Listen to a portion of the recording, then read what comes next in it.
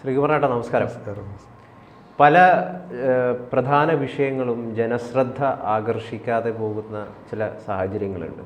അത്തരത്തിലൊന്നാണ് പാലക്കാട് ഏലപ്പുള്ളിയിൽ സർക്കാർ ഒരു സ്വകാര്യ കമ്പനിക്ക് ബ്രൂവറി സ്ഥാപിക്കാനായിട്ട് അനുമതി നൽകിയ ഒരു വിഷയമെന്ന് പറയുന്നത്. അതുമായി ബന്ധപ്പെട്ടിട്ട് ചർച്ചകളൊക്കെ കഴിഞ്ഞ ദിവസങ്ങളിലൊക്കെ തകൃതിയായിട്ട് നടക്കുന്നുണ്ടെങ്കിലും വേണ്ട രീതിയിൽ ജനങ്ങൾ ഇതിൻ്റെ പ്രാധാന്യത്തെ മനസ്സിലാക്കിയിട്ടില്ല എന്നാണ് നമുക്ക് മനസ്സിലാക്കാൻ വേണ്ടിയിട്ട് സാധിക്കുന്നത്. ഇതുമായി ബന്ധപ്പെട്ടിട്ട് ഇപ്പം മറ്റൊരു വിവാദം കൂടി മുമ്പോട്ട് വരുന്നുണ്ട്. അതൊരു ഉത്തരവുമായി ബന്ധപ്പെട്ടിട്ടാണ്. കോടതി ഉത്തരവിനെ ലംഘിച്ചുകൊണ്ട് മലമ്പുഴ ഡാമിൽ നിന്ന് ഈ ഒരു ബ്രൂവറിക്കായിട്ട് വെള്ളമെടുക്കാനുള്ള ഒരു അനുമതി സർക്കാർ നൽകിയിരിക്കുന്നു എന്നൊരു കാര്യം ഇപ്പോൾ പുറത്തു വരുന്നുണ്ട്. അത് യഥാർത്ഥത്തിൽ കോടതി ഉത്തരവിനെ ലംഘിച്ചുകൊണ്ടാണെന്നുള്ളതാണ് അറിയാൻ വേണ്ടി കഴിയുന്നത്. മൊത്തത്തിൽ ഈ ഒരു വിഷയത്തെ സാർ എങ്ങനെയാണ് വിലയിരുത്തുന്നത്?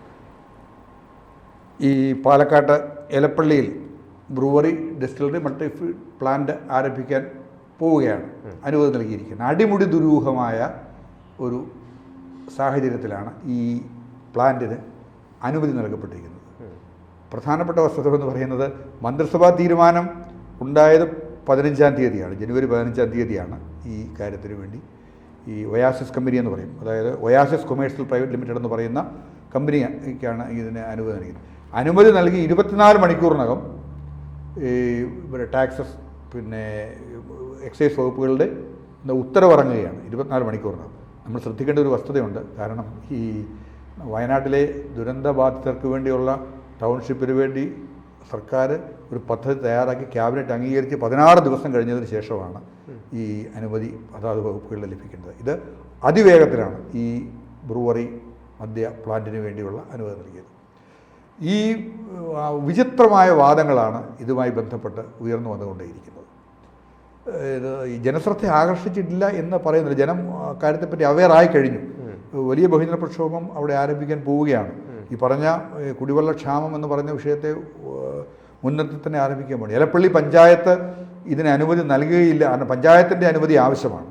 പഞ്ചായത്തിൽ അപേക്ഷ ഇതുവരെ ലഭിച്ചിട്ടില്ലെന്നും ലഭിച്ചാലും അനുമതി നൽകുകയില്ലെന്നും ഏലപ്പള്ളി പഞ്ചായത്ത് തീരുമാനിച്ചു കഴിഞ്ഞു. പഞ്ചായത്ത് കമ്മിറ്റിയുടെ അനുമതി ലഭിക്കില്ല എന്ന് അവർ പ്രസ്താവിച്ചു കഴിഞ്ഞു. തീരുമാനം എടുത്തു കഴിഞ്ഞെന്നാണ് നമ്മൾ അറിയുന്നത്. അങ്ങനെയാണ്.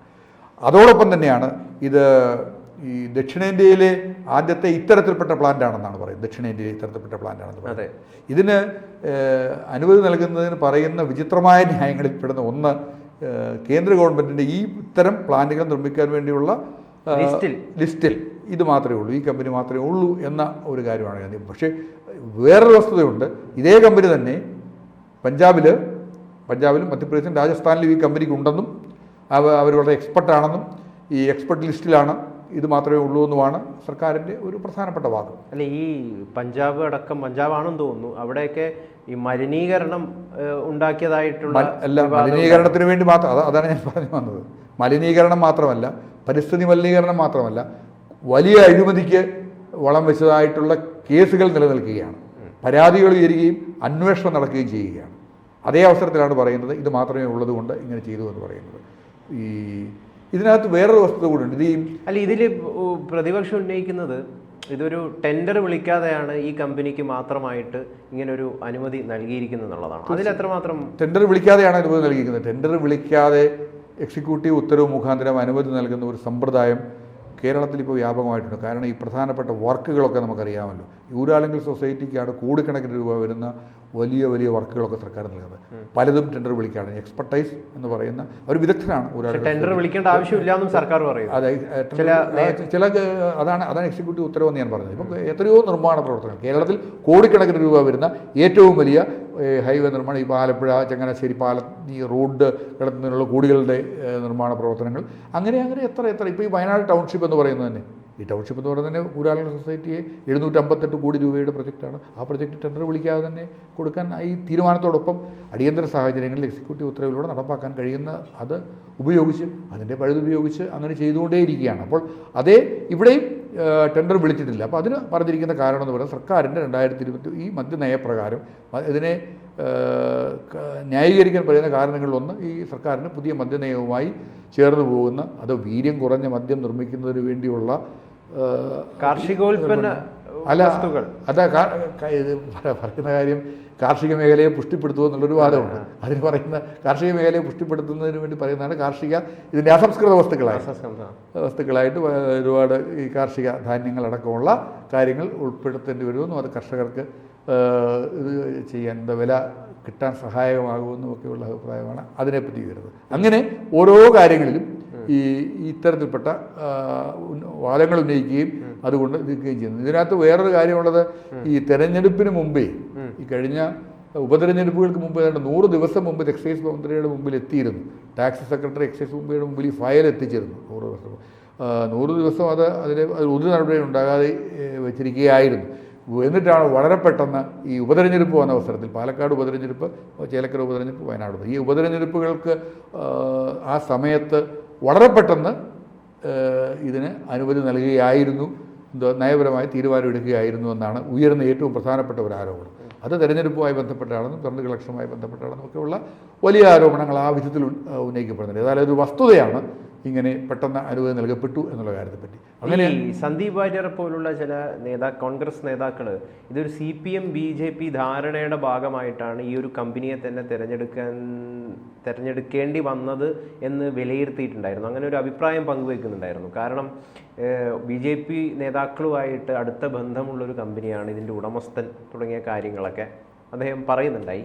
നമുക്കറിയാം, ഈ CPM എന്ന് പറയുന്ന പാർട്ടി കേരളത്തിൽ എമ്പാടും വ്യാവസായികത്തിനെതിരെ വലിയ രീതിയിലുള്ള സമരങ്ങൾ ഒക്കെ നടത്തിയതാണ്. അതിൻ്റെ ഒരു ചരിത്രം അവർക്കുണ്ട്. വ്യവസായങ്ങൾക്കെതിരെ, അത് പ്രകൃതിയെ വല്ലാത്ത രീതിയിൽ ബാധിക്കുമെന്നൊക്കെ. വ്യവസായങ്ങൾക്കെതിരായിട്ടല്ല, ഒരു ഇത്തരത്തിൽപ്പെട്ട നിർമ്മാണ പ്രവർത്തനങ്ങൾ അടക്കമുള്ള 1970 മുതൽ 1969 അച്യുതമേനോൻ മന്ത്രിസഭ അധികാരത്തിൽ വന്നപ്പോൾ നടന്ന സമരങ്ങളുടെ ഒരു വേലിയേറ്റമായിരുന്നു. നമുക്ക് പ്ലാച്ചിമടയിൽ നടന്ന സമരം അറിയാം, കൊക്കക്കോള സമരം അറിയാം.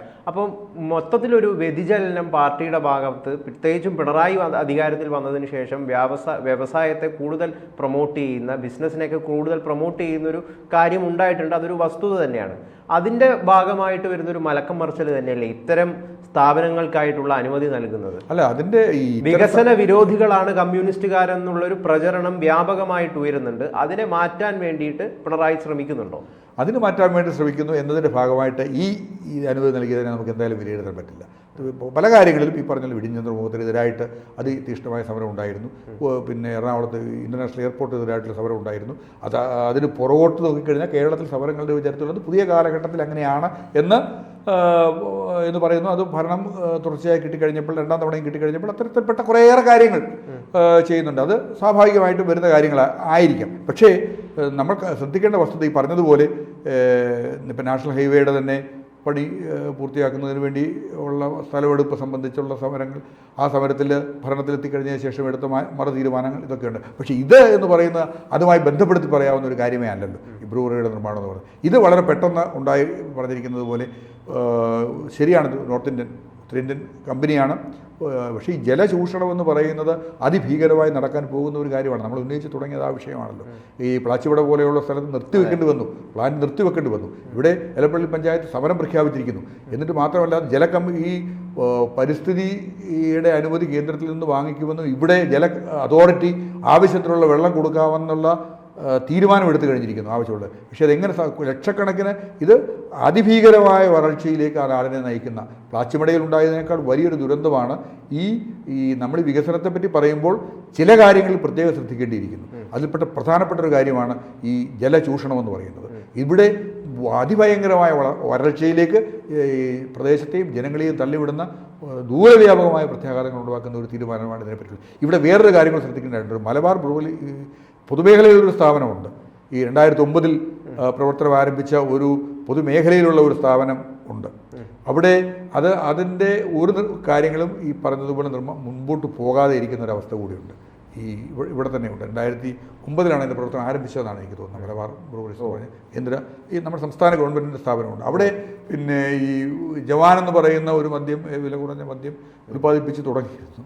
ആ ഒരു മദ്യം അതിൻ്റെ ഒരു വികസന പ്രക്രിയ കുറെക്കൂടി എന്താ പറയുന്നത്, ഈ പറയുന്ന പിന്നെ എതിർപ്പുകൾക്ക് ഇതാക്കിക്കൊണ്ട് ചെയ്യാൻ കഴിയുന്ന ഒരവസ്ഥയുണ്ട്. എതിർപ്പുകളെ കുറച്ച് കൊണ്ടുവരാൻ കഴിയുന്ന ഒരു കാര്യമുണ്ട്. അതിനുവേണ്ടിയുള്ള യാതൊരു ശ്രദ്ധയും നൽകുന്നില്ല. അത് ഏതാണ്ട് എല്ലാ പ്രവർത്തനങ്ങളും നിലച്ച അവസ്ഥയിലെത്തിയിരിക്കുകയാണ് പൊതുമേഖലയിലുള്ള ഈ നിർമ്മാണം ആരംഭിച്ചിരിക്കുന്ന മദ്യ കമ്പനി. എന്തായാലും ഇത് വലിയ വളരെ പ്രസക്തമായിട്ട് ചർച്ച ചെയ്യേണ്ട ഒരു വിഷയമാണ്. വരും ദിവസങ്ങളിൽ തന്നെ കൂടുതൽ വ്യാപകമായിട്ട് ഈ ചർച്ച കേരള സമൂഹത്തിൽ സജീവമായിട്ട് നിലനിൽക്കും തന്നെയാണ് നമുക്ക് മനസ്സിലാക്കാൻ നമുക്ക് ചർച്ച അവസാനിപ്പിക്കാൻ. ഒരു കാര്യം, ഒറ്റ കാര്യം കൂടെ ഞാൻ പറഞ്ഞോട്ടെ. എനിക്ക് തോന്നുന്നത് ഇപ്പോൾ ഈ വന നിയമത്തിൽ വരുത്തിയിരിക്കുന്ന ഭേദഗതിയിൽ സർക്കാരിന് പിന്നോട്ട് പോകേണ്ടി വന്നില്ലേ എന്ന് പറഞ്ഞതുപോലെ ഇതിന് കൊടുത്ത ഈ പാലക്കാട് ആരംഭിക്കാൻ പോകുന്ന ഈ ബ്രൂവറിക്ക് കൊടുത്ത അനുമതി ഏതെങ്കിലും തരത്തിൽ ചോദ്യം ചെയ്യപ്പെടുകയും ബഹുജന പ്രക്ഷോഭം ഉയരുകയും ചെയ്ത് പിൻവലിക്കേണ്ട ഒരവസ്ഥയിലേക്ക് കാര്യങ്ങൾ പോകും എന്ന് തന്നെയാണ് ഞാൻ കരുതുന്നത്. അല്ലെങ്കിൽ ഈ പറഞ്ഞതുപോലെ അവിശുദ്ധമായ വലിയൊരു കൂട്ടുകെട്ട് എവിടൊക്കെയോ രൂപപ്പെട്ടതിൻ്റെ ഭാഗമായിട്ട് മാത്രമേ ഇതിന് മുമ്പോട്ട് പോകാൻ പറ്റൂ. ബഹുജനങ്ങൾ ഇതിനെ എതിർക്കുകയും അത് വലിയ പ്രക്ഷോഭമായി രൂപപ്പെടുകയും ചെയ്യും എന്ന കാര്യത്തിൽ ഈ വെടക്കാക്കി തനിക്കാക്കുക എന്ന് പറയുന്നൊരു കാര്യം സർക്കാർ സ്വീകരിക്കുന്നതാണ് സാറ് പറയുന്നത്. അല്ല ഞാൻ പറഞ്ഞത് വളരെ കൃത്യമായ കാര്യമാണ്. ഇതിന് അനുമതി കൊടുത്തതിൽ നിന്ന് സർക്കാരിന് പുറകോട്ട് പോകേണ്ടി വരും. അതിനനുസൃതമായിട്ടൊരു വലിയ പ്രക്ഷോഭം രൂപപ്പെടും. കാര്യത്തിൽ സംശയമൊന്നുമില്ല.